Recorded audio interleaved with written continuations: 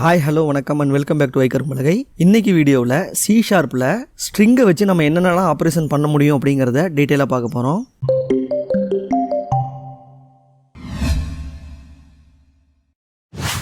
நம்மளுடைய ப்ரோக்ராம்லாம் டெக்ஸ்ட் டேட்டாவை ஸ்டோர் பண்ணுறதுக்கு ஸ்ட்ரிங்குங்கிற ஒரு டேட்டா டைப் யூஸ் பண்ணுறோம்.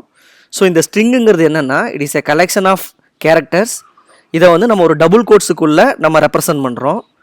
ஸோ உதாரணத்துக்கு கீழே இருக்கிற ஒரு எக்ஸாம்பிள் பாருங்கள். நான் க்ரீட்டிங்ஸ் அப்படின்ற ஒரு ஸ்ட்ரிங் வேரியபிள் க்ரியேட் பண்ணி அதுக்கு ஹெலோங்கிற ஒரு வேர்டை ஸ்டோர் பண்ணுறாங்க. ஸோ இந்த ஹெலோங்கிற வேர்டை பார்த்திங்கன்னா டபுள் கோட்ஸுக்குள்ளே நம்ம போட்டிருக்கோம். ஸோ இப்போ இந்த ஹெலோங்கிற ஒரு வேர்டுக்குள்ளே HELLO அப்படின்னு சொல்லிட்டு 5 கேரக்டர்ஸ் இருக்குது. ஸோ இந்த 5 கேரக்டர்ஸும் சேர்ந்து தான் ஒரு ஸ்ட்ரிங்காக நம்ம ஸ்டோர் பண்ணுறோம். ஸோ இந்த ஸ்ட்ரிங்கில் வேறு என்ன மாதிரியான ஆப்ரேஷன்ஸ்லாம் பண்ணுவோங்கிறத இப்போ நம்ம பார்ப்போம். ஸ்ட்ரிங் கன்கேடினேஷன் அப்படிங்கிறது என்னென்னா 2 ஸ்ட்ரிங்கை ஜாயின் பண்ணி ஒரே ஸ்ட்ரிங்காக கன்வெர்ட் பண்ணுறது தான். ஸோ இப்போ இந்த எக்ஸாம்பிள் பாருங்கள். இங்கே நான் ஃபஸ்ட் நேம் லாஸ்ட் நேம் அப்படின்னு சொல்லிட்டு 2 ஸ்ட்ரிங் வச்சுருக்கேன். ஸோ இந்த 2 ஸ்ட்ரிங்கையும் நான் கன்கேடினேட் பண்ணணும். அதுக்கு நான் என்ன பண்ணுறேன்னா அந்த 2 ஸ்ட்ரிங்குக்கு நடுவில் ஒரு ப்ளஸ் சிம்பிள் போட்டிங்கன்னா அந்த 2 ஸ்ட்ரிங்கும் ஒரே ஸ்ட்ரிங்காக கன்வெர்ட் ஆயிரும். ஸோ அதை நேம் அப்படிங்கிற ஒரு ஸ்ட்ரிங்குக்கு அசைன் பண்ணி அதை நான் டிஸ்பிளே பண்ணுறேன். ஸோ இப்போ இங்கே ஃபஸ்ட் நேம் பார்த்தீங்கன்னா iKarumpalagaiன்னு இருக்குது, லாஸ்ட் நேம் யூடியூப்னு இருக்குது. ஸோ இது 2 ஜாயின் பண்ணி உங்களுக்கு ஒரே ஸ்ட்ரிங்காக அவுட்புட் வருது. இங்கே நீங்கள் நல்லா கவனிச்சு பார்த்தீங்கன்னா ஃபஸ்ட் நேமில் iKarumpalagai அப்படிங்கிற வார்த்தைக்கு பக்கத்தில் ஒரு ஸ்பேஸ் விட்டுருக்கோம். ஸோ இந்த ஸ்பேஸ் விட்டுருக்கிறதுனால தான் நமக்கு இந்த இடத்துல iKarumpalagaiக்கும் யூடியூபுக்கும் இடையில ஸ்பேஸ் இருக்குது. அப்படி விடலைன்னா ரெண்டும் ஒரே டெக்ஸ்ட்டாக காமிக்கும்.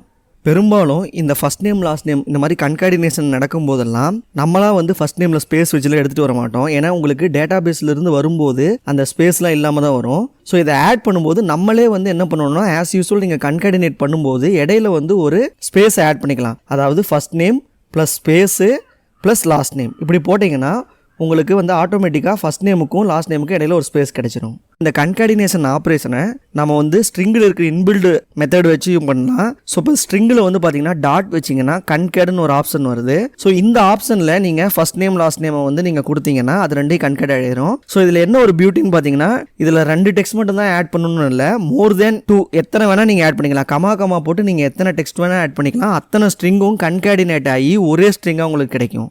ஸ்ட்ரிங் இன்டர்போலேஷன் அப்படின்னா என்னென்னா இப்போ எனக்கு ஒரு மிகப்பெரிய ஒரு ஸ்ட்ரிங் இருக்குது. அந்த ஸ்ட்ரிங்கில் எனக்கு இடையில சில ஸ்ட்ரிங்கோட வேரியபிளை அப்படியே டைரெக்டாக ஜாயின் பண்ணி அதோடைய அவுட்புட் எடுக்கணும். ஸோ உதாரணத்துக்கு இந்த எக்ஸாம்பிள் பாருங்கள். எனக்கு ஃபஸ்ட் நேம் லாஸ்ட் நேம் 2 இருக்குது. இதை ஒரு டெக்ஸ்ட்டுக்குள்ளே அப்படியே இன்சர்ட் பண்ணணும். Hi your first name is, அந்த ஃபஸ்ட் நேம் அங்கே ரீப்ளேஸ் ஆகணும். அண்ட் லாஸ்ட் நேம் இஸ் இந்த இடத்துல லாஸ்ட் நேமுக்கு பதிலாக ரீப்ளேஸ் ஆகணும். ஸோ இந்த மாதிரி ஒரு பிளேஸ் ஹோல்டர் மாதிரி நம்ம போட்டோம்னா ஸோ இந்த பிளேஸ் ஹோல்டரில் அந்த ஃபஸ்ட் நேம் அண்ட் லாஸ்ட் நேமில் இருக்கிற அந்த வேல்யூ ரீப்ளேஸ் ஆயிரும். ஸோ இந்த கர்லி பிரேஸ்குள்ளே போடுறதுக்கு பேர் நம்ம இன்டர்போலேஷன் சொல்லுவோம். ஸோ இதை ஃபர்தராக யூஸ் பண்ணுறதுக்கு நம்ம ஸ்ட்ரிங்குக்கு முன்னாடி அதாவது அந்த டபுள் கோட்டுக்கு முன்னாடி ஒரு டாலர் சிம்பிள் ஆட் பண்ணணும். அப்படி ஆட் பண்ணாதான் இந்த இன்டர்போலேஷனில் அந்த வேரியபிளை எடுத்துக்கும். அப்படி நம்ம போடலைன்னா இது பார்த்தீங்கன்னா ஒரு நார்மல் ஸ்ட்ரிங்காக டிஸ்பிளே ஆயிரும். ஆக்சுவலாக இந்த ஸ்ட்ரிங் இன்டர்போலேஷனை யூஸ் பண்ணி கூட நம்ம ஸ்ட்ரிங்கை கன்காடினேட் பண்ணலாம். ஒரு ஸ்ட்ரிங்குங்கிறது கலெக்ஷன் ஆஃப் கேரக்டர் அப்படின்னு சொல்லிட்டு நம்ம ஆரம்பத்தில் சொல்லியிருக்கோம். ஸோ ஒரு ஸ்ட்ரிங்கில் எத்தனை கேரக்டர் இருக்குது அதனுடைய மொத்த லென்த் எவ்வளோன்னு கண்டுபிடிக்கிறதுக்கு நமக்கு இன்பில்டாக ஒரு ப்ராப்பர்ட்டி இருக்குது. ஸோ அதுதான் பார்த்தீங்கன்னா லென்த்துங்கிற ஒரு ப்ராப்பர்ட்டி. இப்போ உதாரணத்துக்கு இந்த எக்ஸாம்பிள் பாருங்கள். நான் டெக்ஸ்ட்னு ஒரு ஸ்ட்ரிங்கு வேரியபிள் வச்சிருக்கேன். அதில் A to Z எழுதியிருக்கேன். ஸோ மொத்தம் 26 கேரக்டர். இதனுடைய லென்த் கண்டுபிடிக்கிறதுக்கு ஜஸ்ட் அந்த txt.lengthன்னு கொடுத்தீங்கன்னா ஸோ இந்த ப்ராப்பர்ட்டி என்ன பண்ணுன்னா அந்த டெக்ஸ்ட்டில் இருக்கிற மொத்த லென்த்தையும் மொத்தம் எத்தனை கேரக்டர் இருக்குங்க அந்த லென்த்தை உங்களுக்கு இண்டிவிஜுவலாக கொடுத்துரும். ஸோ நம்ம ப்ரோக்ராம் பண்ணும்போது நிறைய இடத்துல நமக்கு நம்ம கிட்ட இருக்கிற டெக்ஸ்ட்டை அப்பர் கேஸ்க்கு மாற்றி காட்ட வேண்டியிருக்கும், எல்லாத்தையுமே லோயர் கேஸ்க்கு மாற்ற வேண்டியதாக இருக்கும். ஸோ இந்த மாதிரி அப்பர் கேஸ் லோயர் கேஸ் மாற்றத்துக்குலாம் நமக்கு இன்பில்டாக நமக்கு மெத்தட்ஸ் இருக்குது. ஸோ இப்போ இந்த எக்ஸாம்பிள் பாருங்கள். நான் டெக்ஸ்ட் அப்படின்னு சொல்லிட்டு ஒரு வேரியபிள் வச்சிருக்கேன். அதில் iKarumpalagaiன்னு நான் எழுதியிருக்கேன். ஸோ இதை நான் அப்பர் கேஸ்க்கு மாற்றணும்னா ஜஸ்ட் அந்த வேரியபிள் டாட் டு அப்பர் அப்படின்னு ஒரு மெத்தட் கால் பண்ணிங்கன்னா அது அப்படியே அப்பர் கேஸுக்கு கன்வெர்ட் ஆயிரும். ஸோ அதே போல் txt.lowerன்னு கொடுத்தீங்கன்னா அது லோயர் கேஸ் கன்வெர்ட் ஆயிரும். ஸோ இதை நீங்கள் ஏதாவது ஒரு வேரியபிள் அசைன் பண்ணி டிஸ்பிளே பண்ணலாம். டைரெக்டாக இந்த ரைட் லைனில் கொடுத்தீங்கன்னா உங்களுக்கு டிஸ்பிளே ஆயிரும். ஸ்ட்ரிங் அப்படிங்கிறது கலெக்ஷன் ஆஃப் கேரக்டர். ஸோ இந்த கேரக்டர்ஸ்லாம் எப்படி நமக்கு ஸ்டோர் ஆகும்னா ஒரு அரேல ஸ்டோர் ஆகும். ஸோ அரேன்னு எடுத்துக்கிட்டிங்கனாலே உங்களுக்கு 0th இண்டெக்ஸில் ஸ்டார்ட் ஆகி அப்படியே ஒவ்வொரு கேரக்டராக ஒவ்வொரு இண்டெக்ஸில் போய் பொசிஷனில் போய் ஸ்டோர் ஆகிருக்கும். இப்போ உதாரணத்துக்கு இந்த எக்ஸாம்பிள் பாருங்கள். நான் txtன்னு ஒரு ஸ்ட்ரிங் வேரியபிள் வச்சிருக்கேன். அதுக்கு iKarumpalagai ஸ்பேஸ் யூடியூப் அப்படிங்கிற ஒரு பெரிய ஸ்ட்ரிங் வேல்யூ ஸ்டோர் பண்ணியிருக்கேன். இதில் 0th இண்டெக்ஸில் பார்த்தீங்கன்னா ஐங்கிற கேரக்டர் இருக்கும், ஃபர்ஸ்ட் இண்டெக்ஸில் கேங்கிற கேரக்டர் இருக்கும். ஸோ இந்த தனித்தனி கேரக்டரையும் நம்ம ஈஸியாக ஆக்சஸ் பண்ண முடியும். அதுக்கு தான் பார்த்தீங்கன்னா அந்த வேரியபிள் ஒரு ஸ்கொயர் பிராக்கெட் போட்டு இண்டெக்ஸோட வேல்யூ போட்டிங்கன்னா 0th இண்டெக்ஸ் கொடுத்தீங்கன்னா அந்த ஐங்கிற வேல்யூ கிடைக்கும்.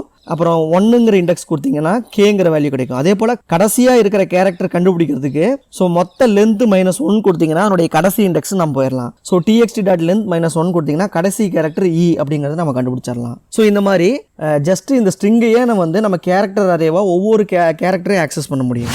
நம்மக்கிட்ட வந்து ஒரு ஸ்ட்ரிங் இருக்குது. அந்த ஸ்ட்ரிங்கில் ஒரு பர்டிகுலர் கேரக்டர் எந்த பொசிஷனில் எந்த இண்டெக்ஸில் வந்து பொசிஷன் ஆயிருக்கு அப்படிங்கிறத நம்ம கண்டுபிடிக்கணும். ஸோ இதுக்கு தான் நம்ம இண்டெக்ஸ் ஆஃப் அப்படிங்கிற ஒரு ஃபங்க்ஷனை யூஸ் பண்ணுறோம். இப்போ என்ன வந்து எக்ஸாம்பிள் பாருங்கள். இப்போ மை ஸ்ட்ரிங்னு ஒரு வேரியபிள் இருக்குது. அதில் iKarumpalagai யூடியூப் அப்படின்னு சொல்லிட்டு நான் ஒரு டெக்ஸ்ட் வச்சிருக்கேன். இதில் y அப்படிங்கிற கேரக்டர் எத்தனாவது இண்டெக்ஸில் இருக்குன்னு நான் கண்டுபிடிக்கணும். அப்போ என்ன பண்ணேன்னா அந்த my string dot index of ஒரு டபுள் கோட்டுக்குள்ளே நீங்கள் அந்த கேரக்டர் போட்டிங்கன்னா இந்த கேரக்டர் எத்தனாவது இண்டெக்ஸ் பொசிஷனில் இருக்குன்னு சொல்லிடும். ஸோ இங்கே நல்லா பார்த்தீங்கன்னா இப்போ y அப்படிங்கிறது இந்த ஸ்ட்ரிங்கில் ஒரே ஒரு தடவை தான் இருக்குது. ஆனால் ஏங்கிற கேரக்டர் 4 இடத்துல இருக்கு.